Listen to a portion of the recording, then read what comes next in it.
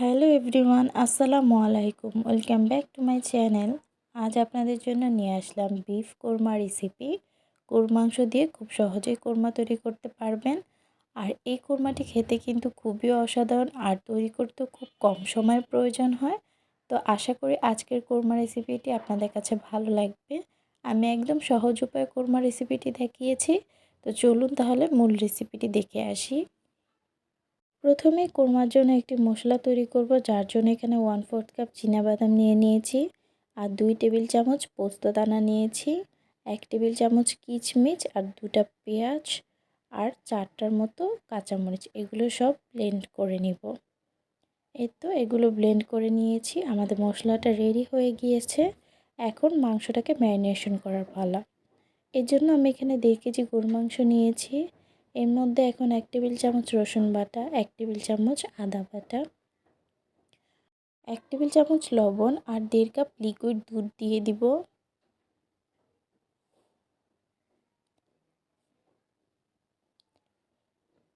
এখন সব কিছু একসাথে ভালো করে মিশিয়ে নিব। সব কিছু মেশানো হয়ে গেলে 1 ঘন্টার জন্য রেস্টে রেখে দিব মাংসটা। 1 ঘন্টা পর একটি পাত্রের মধ্যে 1/4 কাপ তেল দিয়ে দিব। এর মধ্যে দিয়ে দিব 2টা তেজপাতা, 3টে এলাচ, 4টা দারচিনি আর 2-3টা লবঙ্গ। এর মধ্যে দিয়ে দিব 1/4 কাপ পেঁয়াজ কুচি। এখন পেঁয়াজ আর শুকনো উপকরণগুলোকে ভালো করে তেলে ভেজে নিব। পেঁয়াজটা কিছুক্ষণ ভাজা হয়ে গেলে এর মধ্যে দিয়ে দিব 1 টেবিল চামচ রসুন বাটা, 1 টেবিল চামচ আদা বাটা আর আগে থেকে যে মশলাটা তৈরি করে রেখেছিলাম সেই মশলার সম্পূর্ণটা। এখন ভালো করে পেঁয়াজের সাথে মশলাগুলোকে মিশিয়ে নিতে হবে নেড়েচেড়ে। আর মশলাটাকে 4-5 মিনিট কষিয়ে নিতে হবে তেলের মধ্যে। এরপর এর মধ্যে দিয়ে দিব আগে থেকে মেখে রাখা সেই মাংসগুলো। মাংসটা দেওয়ার পর এখন মাংসগুলোকে নেড়েচেড়ে মশলার সাথে ভালো করে মিশিয়ে নিতে হবে। মশলার সাথে মাংসগুলো ভালো করে মেশানো হয়ে গেলে এর মধ্যে দিয়ে দিব 7-8টা কাঁচামরিচ, 1 টেবিল চামচ ধনে গুঁড়া। ধনে গুঁড়া দেওয়ার ফলে কোরমাটা খেতে কিন্তু খুবই ভালো লাগবে আর খুব সুন্দর একটা স্মেলও আসবে। এরপর আবারও নেড়েচেড়ে সব মিশিয়ে দিয়ে ঢাকনা দিয়ে ঢেকে রান্না করে নেব 10 থেকে 15 মিনিট। 10-15 মিনিট পর দেখতে পাচ্ছেন অনেকটা পানি উঠে এসেছে, একদম পানিগুলো বলক আসছে। আর এই পর্যায়ে চুলার আঁচটা কিন্তু একদম মিডিয়াম টু লো করে দিতে হবে। আর এখন দিয়ে দিব 1 টেবিল চামচ লবণ, তা আপনারা স্বাদ মতো দিতে পারেন। আর এই পানির মধ্যেই কিন্তু সম্পূর্ণ রান্নাটা হবে, এর মধ্যে কোনো পানি অ্যাড করা হবে না মাংসটা সিদ্ধ হওয়ার জন্য। আবারও ঢাকনা দিয়ে ঢেকে রান্না করব আধা ঘন্টা।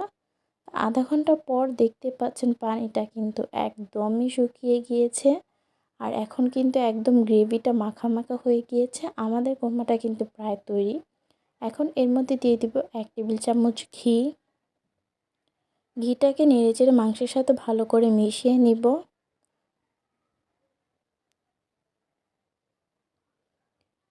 এরপর এখানে দিয়ে দিব 3 টেবিল চামচের মতো পেঁয়াজ বেরেস্তা। এখন আবারও নেড়েচেড়ে 2 মিনিটের মতো জাল করে নামিয়ে নিলেই তৈরি হয়ে যাবে আমাদের গরুর মাংস দিয়ে কোরমা অথবা বিফ কোরমা। এই তো আমার বিফ কোরমাটা রেডি হয়ে গিয়েছে আর আমি চুলা থেকে নামিয়ে পরিবেশন করে নিয়েছি।